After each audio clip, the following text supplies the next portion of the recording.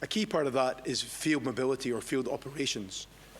So those same capabilities that you saw accessible through local maps and through the web applications before the break are also available through the field applications. So for those of you who do field work right now using ArcGIS, you'll be familiar with the three main applications that are used for viewing, accessing and capturing information in the field, both online and offline. Field Maps is our map-centric viewer, which runs on smartphones and tablets. Survey 123 is a form-centric view of the same data for data capture and updates. And then we've got Quick Capture, the third part of the set of applications, which is a very different and radically different interface, which has got, in many cases, no map at all. I think of it as like a TV remote control for GIS data capture. It's a great way to capture information rapidly in the case where you're doing lots of information, maybe from a moving vehicle, for example. Those are the three field applications, and often they're partnered with the missing link there, which is dashboards. So we saw dashboards earlier on. They're not a field application, but often that partnering of data capture in the field with those applications being viewed in near real time on a dashboard to see the progress of data capture is a really, really powerful combination. To give us a view of what's new in those field applications that I've mentioned, I now want to pass across to Carol, who will give us a quick update. Carol. Thanks, Scott. All right. In the next 7 minutes, I will showcase the newest features of ArcGIS Field Apps. Field apps play a crucial role in modern GIS. So consolidating into three key applications, one for rapid data collection, another for mapping, and a third for surveying. Quick Capture is the rapid data collection app where you can collect points, lines, and polygons through a simple big button user experience. And user inputs are a powerful feature in Quick Capture. You use them to let field users add extra attributes using dialogues specifically designed for fast data entry. Here, I am showing you an example of a project user input where we can define the team leader name. Typically, lists are static and generally do not need to change. However, if the choices on a list are going to change often, you can ensure the list remains up to date in your Quick Capture using dynamic choice lists. Switching to my designer app, here I have linked a dynamic choice list from a team leader's feature table as my project user input. Essentially, whenever the author configures the list, the updated list will be displayed on the Quick Capture. In the past, button user inputs were only limited to 3 per button, and it requires manual editing of the JSON project to reorder them. Now with the latest update, you can configure up to 10 button user inputs, and you can conveniently reorder them in the designer app. You can also find Arcade Editor in the designer app. You use it to calculate attributes using arcade expressions. And here is just an example of a simple expression to perform point-to-polygon calculation. It also works offline, as Arcade will run against data you collect while being disconnected.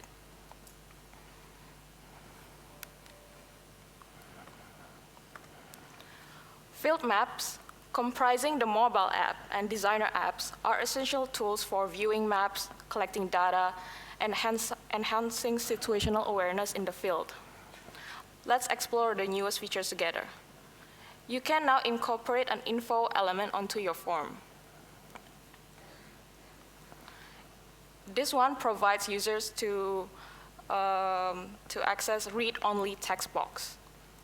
You can format the text in a variety of ways, such as with headings, italics, bolds, link text to external sources, and add a visibility expression to conditionally show or hide the info element. Now let's try collect a linear feature. In this case, I would like to collect a sidewalk feature.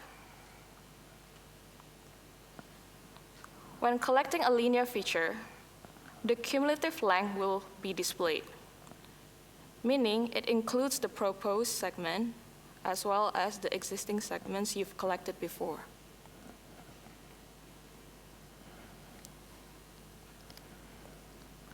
Last year, there was a new capability to create a new layer in the Field Maps Designer app.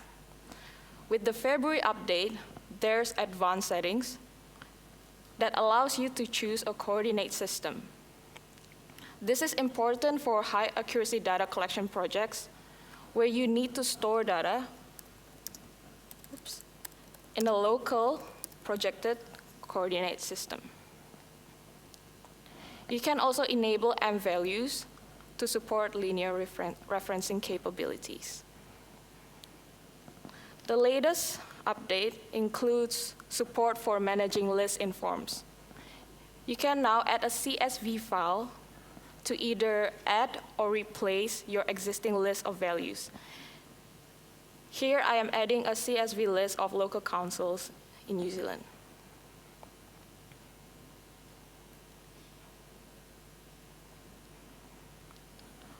Moving on to Survey 123.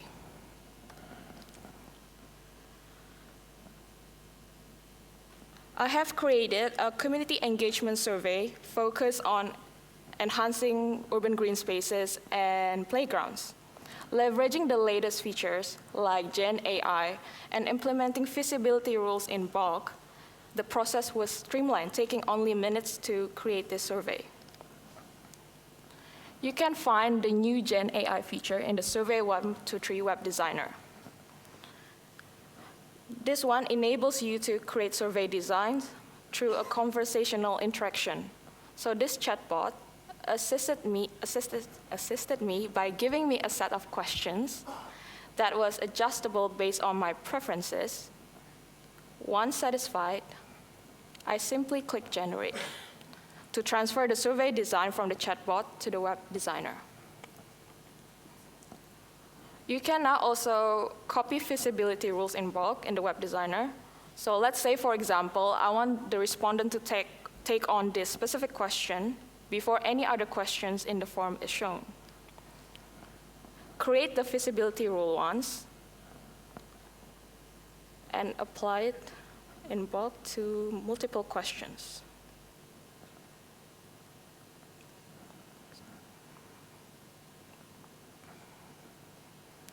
The latest release also includes auto-translate features in both Survey 123 and Web Designer and Survey 123 Connect. This one utilizes auto-translate machine translation technology. So I have incorporated my native language, Indonesian, and other auto-translated languages to broaden the survey's accessibility to diverse audiences. So if Badouin joins the survey, he can easily choose to respond in his native language, toggling to Dutch language on the mobile app. Microsoft Power Automate have a built-in Survey 123 connector, allowing you to integrate Survey 123 into your webhook workflow with minimum difficulty. Moving forward, Survey 123 actions in this connector will be available in the ArcGIS connector. In the future, field maps will provide the capability to streamline task coordination, like the functionality present in ArcGIS Workforce. With field maps, you will have the ability to efficiently plan and assign tasks to specific individuals, facilitating seamless communication of task priorities and details. That wraps up what's new in field apps. Back to you, Ed.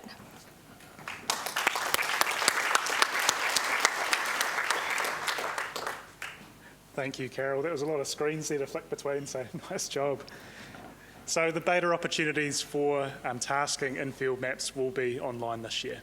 Last year we did present a similar slide, albeit with pretty hazy pictures of slides that were at the other end of a room. We've upgraded to a screenshot this year of the actual capability, and we'll be promoting the beta program when we get that information online, so stay tuned for that if you're interested. So there was a lot of new things inside that update across the field operations space that I think everyone will probably have a takeaway from. My one in particular is the generative AI feature inside Survey 123. We're geospatial specialists but workflow generalists often in our organisation. We have to become experts very quickly in all these different workflows that people request from us and the technology and the tools that we use. So being able to preempt the workflows or the questions that maybe someone in a different business unit might want to ask, and then present that survey with them, with the survey all filled out, ready for them to validate, I think is a really valuable capability to take advantage of. So head back to the office and definitely try that out if you're using Survey 123 already. So WebGIS, just to summarise on the last leg of the stool here, we're going to be focusing on sharing and collaboration and just giving you a bit of a primer on some of the capabilities that are available with some very simple settings inside both online and enterprise. This graphic was shared a couple of weeks ago by one of our colleagues at a distributor in Canada. And I think it summarises the transition that you're seeing the technology evolve to over time. We've gone from people in physical partitions sharing USB sticks or maybe network drives between different booths in an office to enabling entire organisations, no matter where you are in the country or the world, as long as you have an internet connection and a password, you have access to everything that's inside your portal to inform your decisions. But something quite exciting that we have a few presentations covering this afternoon is this idea of networks, sharing data and content across organisation boundaries and even sector boundaries to benefit everyone's ability to make the right decision at the right time. And underpinning all of this and everything that you've seen today is sharing to some degree.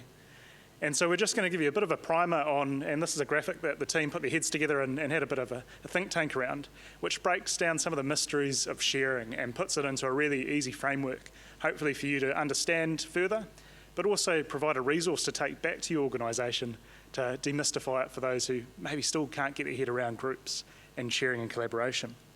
So say you and your content are looking to be distributed to a certain workflow or a certain pattern. You've got a couple of options available, these user sharing actions. You can choose to share it to a whole lot of different modes, whether it's to the general public, you're putting out something for consultation, maybe you're sharing it to a specific group with slight nuances on the membership or who hosts it. You might be sharing to what you think is only just you. Well, we want to dispel that a little bit and give you a little bit more awareness on when you click each of these options, actually what the distribution is in the different swim lanes that you're falling into. So let's start with you have your product and you choose to share it to just yourself and your organisation, or so you thought. Inside your ArcGIS Online subscription, when you share to just yourself, your subscription administrator can also see that content if you've configured your portal that way. So just keep that in mind. That's that first level of sharing, just yourself and your system administrator. Then there's some options to share to a group that's either or that just has organisation members inside it, so those who are just inside that same environment.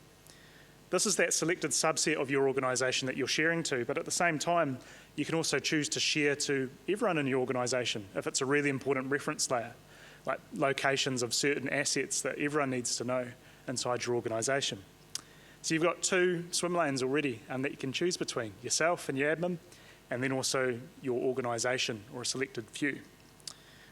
Where it gets interesting is when you choose to share your content, those maps, layers and apps, to a group that has external membership inside it. This is where you start to cross that divide and actually sharing information externally. You're not sharing to the general public, but you're still sharing to a trusted subset. But then there's also sharing to an external hosted group, which I think is a really powerful capability done well, but also something just to flag as something to consider when you're sharing content using online and maybe enterprise with distributed collaboration. Because when you share your layer and app to another organisation, people who have access to that group can choose the membership. So suddenly people can reuse that content one step beyond maybe that intended audience or that deliberate choice. In the field I work in, emergency management, this is a really powerful thing. It means that we don't have to control who has access to a layer that maybe lots of people need to have access to. So an analyst can take a layer and put it into their product, and everyone in their organisation can then see it, even if they're not in that same membership. And then, of course, there's the public button, which I think is probably the most straightforward one to understand, the ability to share to the public, and anyone with that URL can access that product and then make really informed decisions over the layers and apps that have been created to maybe inform of a really important initiative inside your organisation. So then there's the final string to the bow, which is partner collaboration, which we do get a lot of questions about. What does it impact in terms of those collaboration options that I already have available to me? How does it enhance them or change them? Well, there's two workflows in particular that it impacts. Sharing to a group that has maybe members from an external organisation in, or if you're choosing to share that layer into a group that's hosted by someone outside it. There are two benefits really that partner collaboration brings. It brings that ability to delegate responsibility of who's bringing people in and out of groups. This is really useful if you're that one GIS administrator for your organisation and you don't want to have to constantly receive Outlook messages or Teams messages to on and offboard people to groups. Providing members of your organisation the ability to self-service and with the right training and the right checks and balances, being able to delegate that responsibility to not just add and remove members, but maybe look at other organisations' membership lists and being able to add and remove based on that. So it's the added layer of trust. But then the most incredible one in my mind is this idea that we can have one layer that multiple organisations are editing at the same time. We all know how difficult it is to edit data in a short space of time, especially when there's lots of edits that need to be applied. And this is a really interesting capability where maybe we could have one layer that 10 different organisations are editing different aspects of. That's really useful for whatever information product we're having on the day. So just keep that in mind. You've got a few options there that, although it's just a flick of a button, they enable some really interesting patterns of use. So that's why we just wanted to cover it. Any feedback on this slide, we're more than happy to tailor and tinker it, and we'll distribute it out following the RUC. But hopefully that's been useful. And collaboration and sharing is great because it means that when we do some really neat stuff on the analysis side, we have a whole lot of options on who we want to share and collaborate with. And for this, I'm going to stop the WebGIS segment and now transition over to the analysis segment with Scott. Over to you.